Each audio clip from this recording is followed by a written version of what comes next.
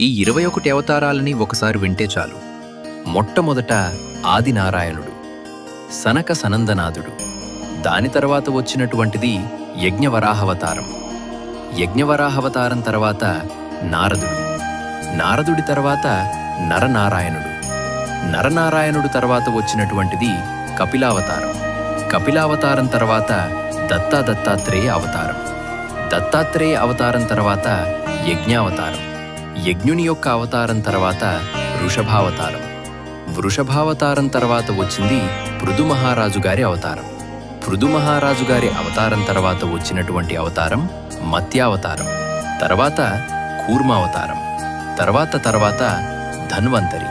తర్వాత మోహిని. తర్వాత నరసింహుడు.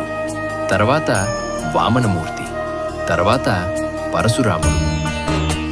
తర్వాత రాముడు. తర్వాత బలరాముడు. బలరాముడి తర్వాత కృష్ణ భగవానుడు. కృష్ణ భగవానుడి తర్వాత బుద్ధవతారం. బుద్ధవతారం తర్వాత కల్కివతారం.